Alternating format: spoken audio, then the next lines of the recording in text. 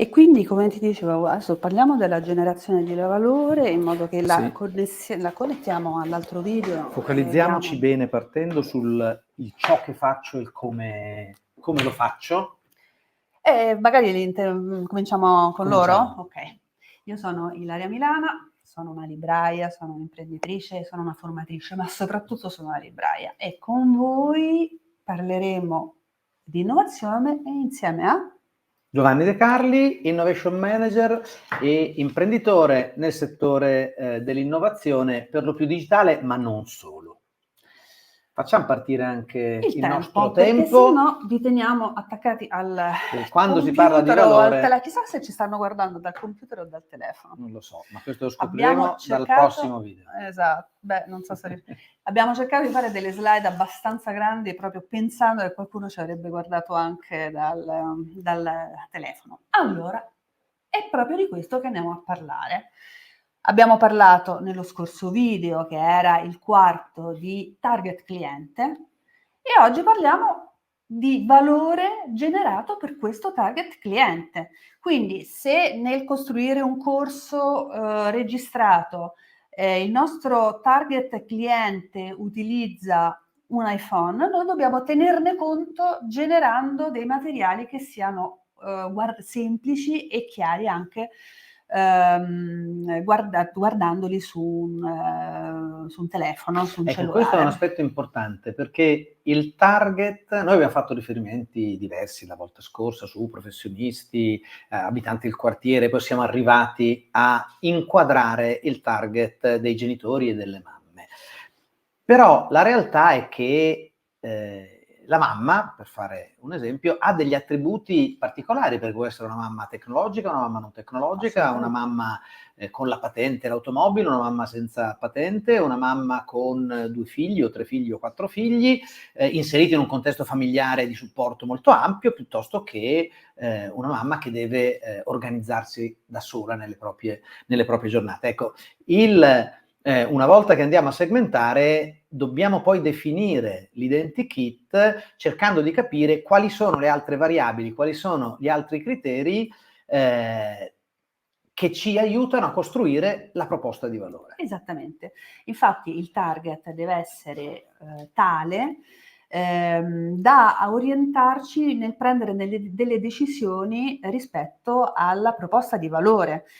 Per cui dire genitore è vero che accoglie un numero più ampio di persone, però forse è più facile lavorare pensando a una mamma, perché empatizzando, e poi vedremo, ci sono dei sistemi alla portata anche di un libraio, pensando a un profilo come quello di una mamma è più facile identificare come aiutarlo e quindi che servizi pensare, come parlargli, che canali di relazione scegliere, eccetera, eccetera, eccetera. La cosa importante, che abbiamo già detto, ma ci fa piacere ribadirla, è che il Business Model Canvas nel suo insieme e le singole aree del Business Model Canvas non sono poi incise nella pietra. Noi vedremo nell'arco di questi video, c'è anche un momento in cui parleremo di validazione, di verifica. È uno strumento dinamico e quindi noi possiamo identificare un segmento, disegnarlo, metterlo a fuoco e poi anche cambiare, cioè testarlo sul campo e metterlo a punto, cambiarlo.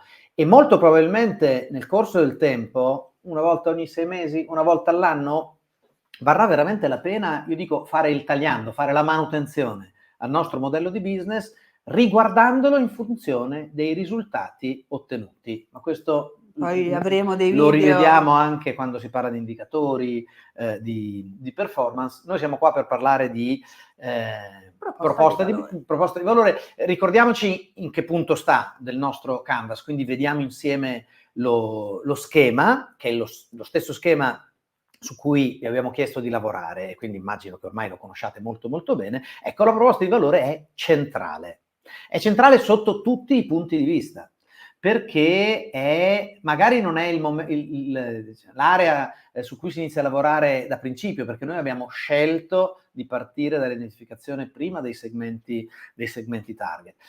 Ma a questo punto saltiamo direttamente sulla proposta di valore, perché la proposta di valore è in riferimento ai segmenti target, al segmento o ai segmenti target che abbiamo identificato. Ci facciamo aiutare da 3 domande. Allora, io vi propongo la domanda standard, quella che propongo a tutte le aziende, le organizzazioni con le quali collaboro. Chiedo a Ilaria di darmi una mano nel contestualizzare con riferimenti che io chiamo libreschi. Poco fa, prima, quando ci si preparava alla registrazione, ci hanno anche chiesto, ma esiste un business model Canvas che vale per tutti o ce n'è uno per ogni tipo di cliente, per ogni cliente? No, lo schema vale per tutti. È fondamentale riuscire poi a farne una buona contestualizzazione, un buon uso e una buona contestualizzazione. Vediamo queste 3 domande, io le chiamo domande magiche, poi di magico non c'è nulla comunque, insomma, che ci aiutano a definire una buona proposta di valore. E la prima domanda è questa: con ciò che fai e come lo fai? E mi fermo un secondo, questo è l'incipit di tutte e 3 le domande ed è fondamentale. Quindi io devo avere le idee chiare di ciò che faccio e di come scelgo di farlo. E questo è parte, l'abbiamo già detto, un po' del nostro scopo, del nostro perché, della nostra identità. Quindi con ciò che faccio e di come lo faccio. Come contribuisco al successo dei miei clienti, o meglio, dei clienti che ho scelto di avere in target. Per un libraio, qual è il successo dei clienti in target? Naturalmente bisogna decidere di quale target si sta parlando. Per esempio, per un target come il tuo, come te, come che rappresenta i liberi professionisti che insomma che sono interessati a, ecco, il successo potrebbe essere consentirti di trovare sempre il libro giusto che ti serve. Oppure se immagino che te abbia tra i tuoi sogni ci sia quello di socializzare, incontrare, collaborare con tuoi simili, il successo potrebbe essere organizzare eventi finalizzati a questo anche tuo al successo. Fare rete e al networking. Okay. Per un professionista, in effetti, il successo, allora, semplificando molto, ma non banalizzando, per un professionista il successo corrisponde nell'avere clienti, a mia volta dei clienti soddisfatti, e nell'essere sempre aggiornato su metodi, tecniche, e questo posso farlo con libri e con incontri in libreria. Quindi questo può essere... con servizi, in realtà poi con... Ma il successo di una mamma? Esatto, allora noi abbiamo introdotto questo esempio già dal video numero 4 e abbiamo pensato di tarare tutti gli esempi sul target le mamme. Allora, le mamme della libreria esempio, che è quella che così stiamo utilizzando per incarnare questo lavoro, sono mamme che tutto il team vede, forse c'è una grafica su questo, quello con... Andiamo un po' avanti, sì, forse. vai un po' avanti, ancora Questo? avanti, no, vai avanti, esattamente a questo. Allora, il team si raduna e comincia a ragionare sul target mamme. Intanto, che strumenti può avere per capire come funziona questo target? Intanto l'osservazione. Noi abbiamo la grande fortuna di stare per strada, di vedere tutti i giorni, ora dopo ora, entrare i nostri clienti e quindi di poterli osservare. Poi si possono fare, indagare, chiedere, si può chiedere un'intervista a qualcuno che rappresenta particolarmente bene quel target e magari con la quale c'è una certa confidenza. Ecco, quello che ci sta dicendo Ilaria è fondamentale. Noi per definire la giusta proposta di valore, perché la proposta di valore è riferita a quel target. Noi stiamo parlando di successo in questo momento, il successo è di quel target, lo dobbiamo conoscere. E quando mi sento dire, ma come faccio? Glielo chiedo. Assolutamente. Io dubito che sia qualcuno che entra in libreria e se gli fate una domanda vi picchia o brucia tutto. No, ma dipende poi... che domanda è, però... No, ma poi appunto, insomma, uno può scegliere a chi chiedere, nel senso che il bello delle librerie è che sono luoghi dove succedono tante cose, dove si parla dei libri, dove anche poter osservare i libri che si scelgono ti dà indicazioni sul cliente. Per cui ma il successo della mamma?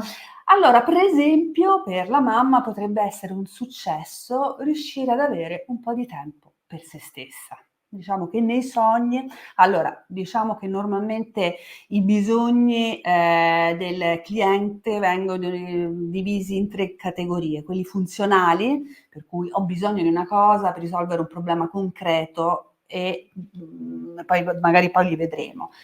Possono essere bisogni di natura sociale e che quindi riguardano l'appartenenza ad un determinato gruppo di persone, ma possono essere anche bisogni di natura psicologica, quindi sul benessere, riguardano proprio il benessere intrinseco della persona. E quindi questa mamma, per esempio, che ha dei bambini piccoli, ha nei suoi sogni poter avere una situazione dove dedicare serenamente, senza aver il senso di colpa magari di aver lasciato i bambini e senza avere il problema di non sapere a chi lasciarli, ecco, poter avere un po' di tempo per se stessa. Quindi banalizzando, semplificando, non banalizzando in questo caso, semplificando, il successo per un genitore è quello di avere una famiglia, quindi i componenti della famiglia, innanzitutto in sicurezza, quindi in luoghi sicuri, con la possibilità di crescere bene, con la possibilità di avere tutto ciò che serve, la merenda, la cena, e avere tempo per se stesso. Questo è il successo. Quindi, volendo tornare un attimo alla domanda che noi dobbiamo farci, è: io, in questo scenario che abbiamo illustrato per un genitore in senso ampio, come con ciò che faccio, quindi con quello che faccio come libreria e in libreria, e come lo faccio, che è quel qualcosa che può distinguermi dalle altre librerie o dalle altre attività che stanno all'interno del territorio che ci ospita, nel senso ospita me e il target a cui io faccio, che ho scelto per la mia attività, io come contribuisco al successo dei clienti. Questo è il primo, diciamo, la prima domanda. C'è poi un altro concetto che a me affascina moltissimo, che è quello del mal di pancia. Perché rende veramente bene l'idea.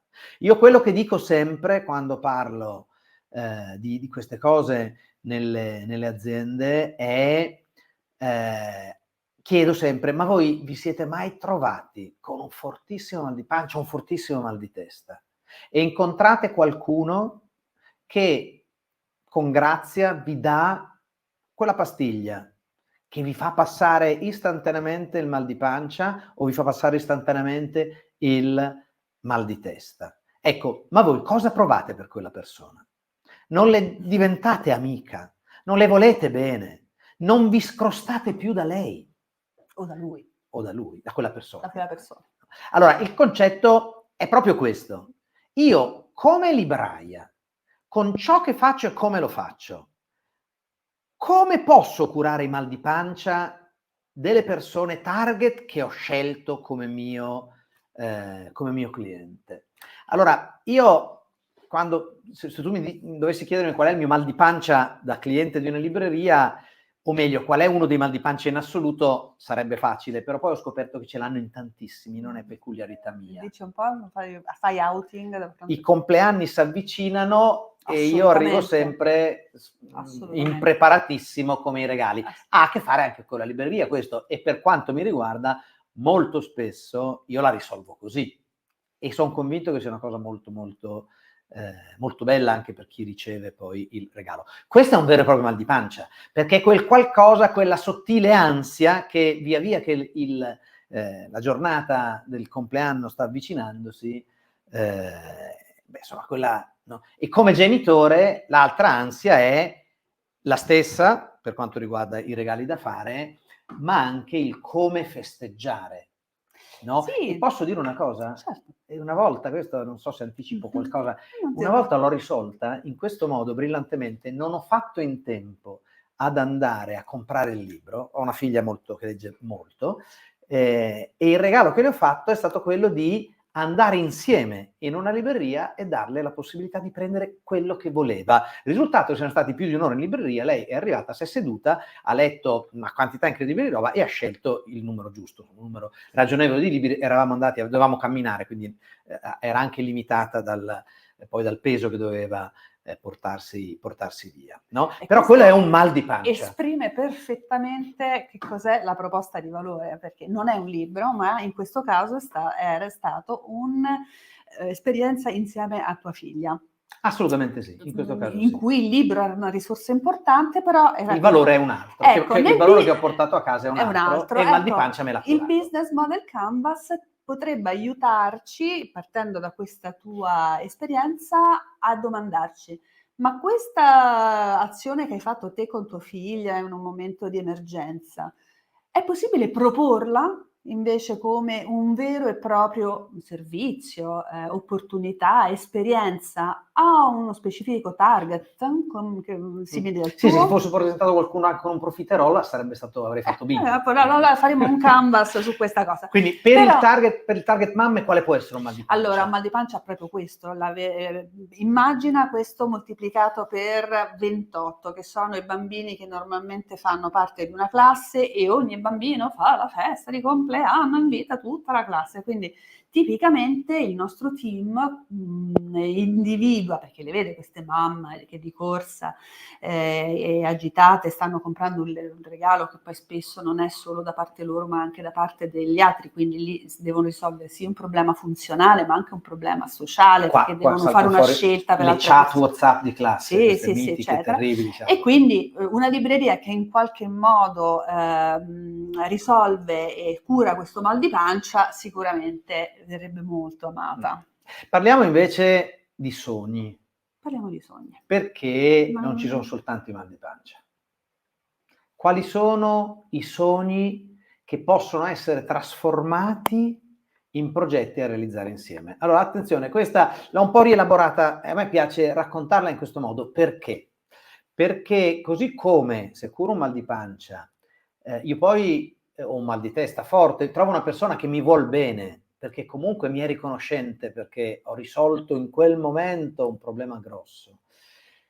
Quando una persona ha un sogno, secondo me, nella proposta di valore dobbiamo considerare ciò che consente di trasformare quel sogno in un progetto, ovvero in un qualcosa che può avere continuità, che crea relazione da realizzare insieme. Anche in questo caso posso parlare di un mio sogno? Ah sì, credo che sia bellissimo Questo non sentire. l'ho mai risolto. O meglio, sì, l'ho risolto in un modo che ai librai che stanno intorno a casa mia fa molto piacere, ma per me invece ha creato dei problemi anche nelle relazioni con mia moglie. Allora, il mio sogno è quello di poter avere in ogni momento, per ogni stato d'animo, per ogni occasione, il libro giusto per quel momento, per quell'occasione.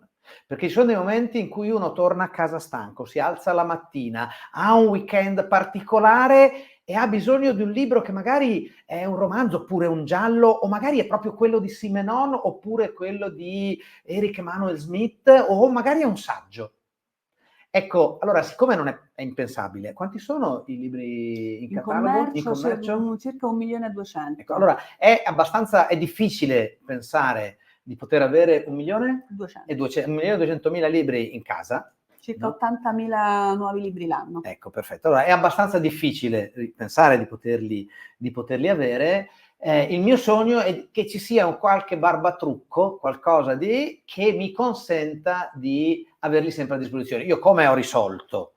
Io ho risolto che ogni volta che vado in giro, passo di fronte a una libreria, se qualcosa che mi accende, no? Lo compro e poi lo metto o sul comodino oppure da qualche parte. Ecco, se ci fosse qualcuno che riesce a risolvere questo mio sogno trasformandolo in un percorso da fare insieme, quello ha fatto, in qualche modo, ha fatto bingo. Allora, adesso questo è il mio sogno.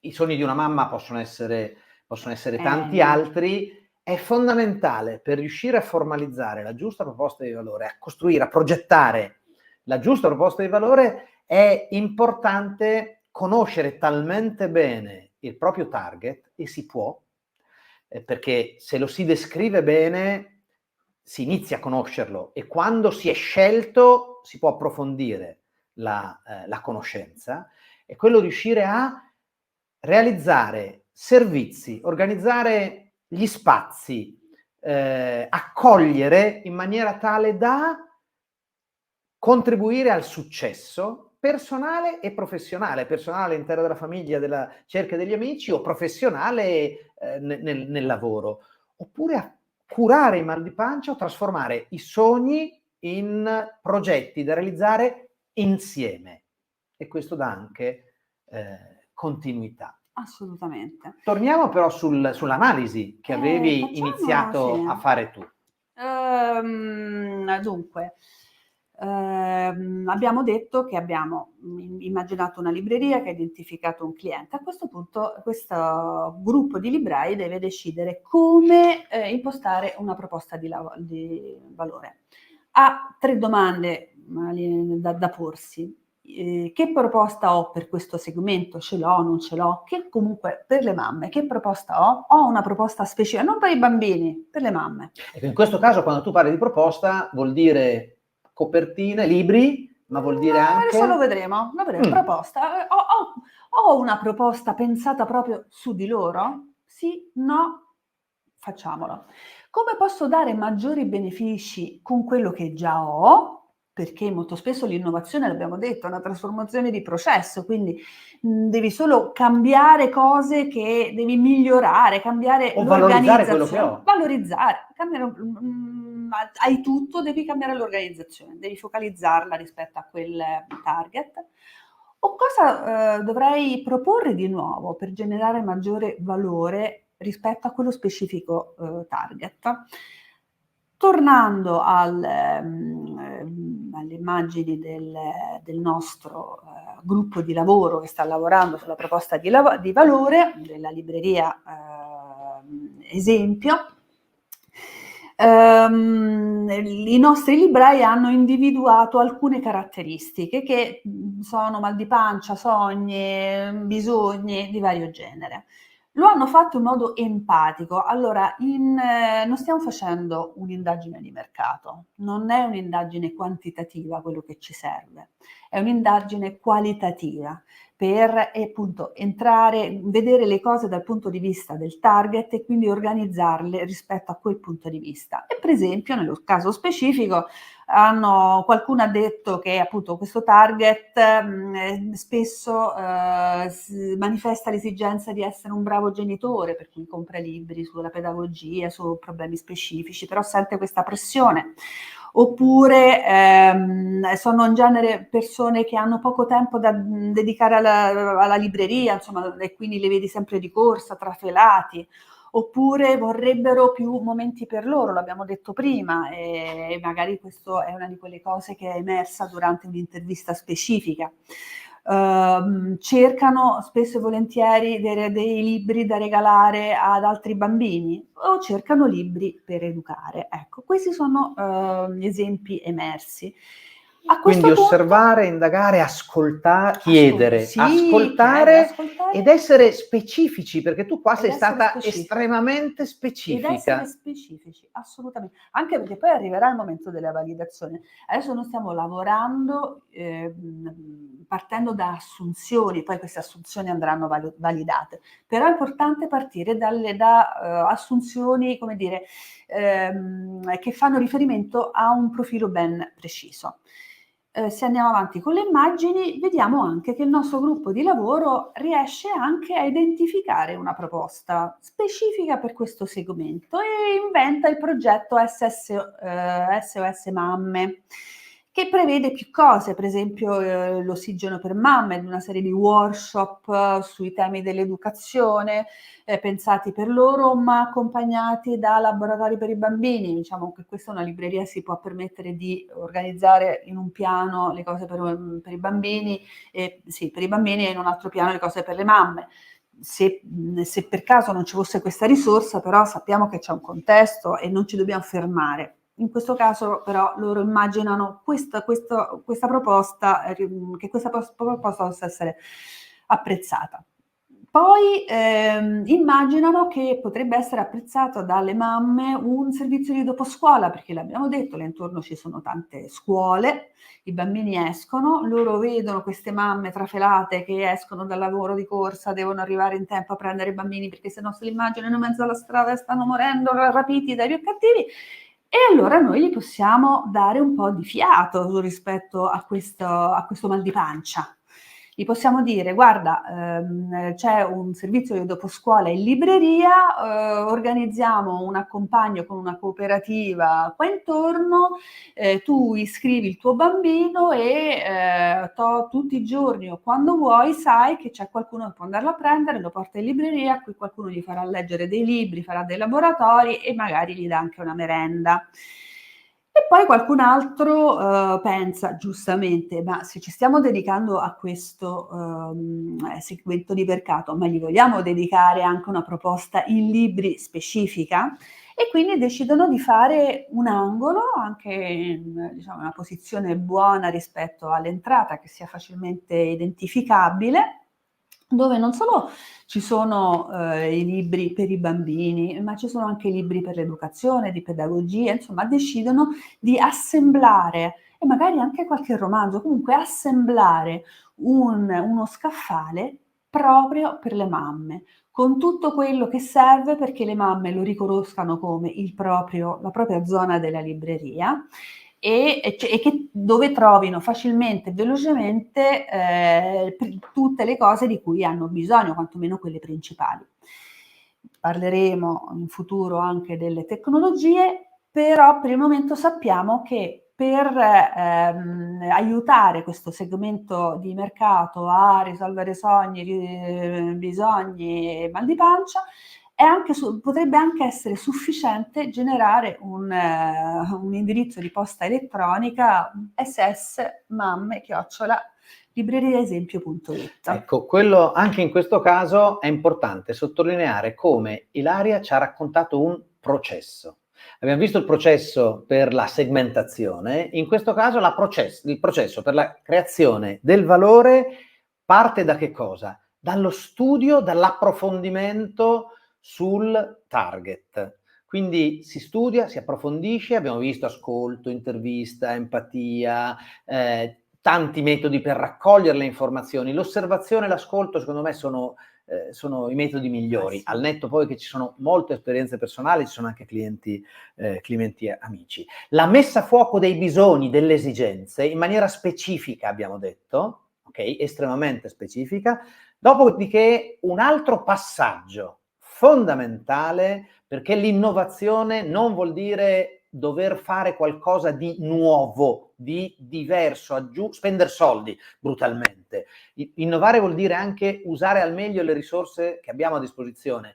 Cosa vuol dire questo? Che dopo aver studiato, analizzato, messo a fuoco i bisogni, le esigenze, io vado a fare la mappa di tutto ciò che ho a disposizione. Quindi delle risorse disponibili, quello che io ho in termini di spazio, di strumenti, di competenze, capacità, esperienze, talenti, passioni, ma anche delle risorse che sono in qualche modo disponibili sul territorio che mi ospita. Poi ne parleremo approfonditamente quando affrontiamo il discorso dei partner chiave. Tu hai parlato di alcuni soggetti che possono entrare in gioco e poi lo rivedremo più avanti. È importante mapparli. E poi c'è la fase, il processo si conclude con la creatività. La creatività anche in questo momento è divergenza, cioè diciamocele tutte, mettiamo un sacco di post-it, creiamo, diciamo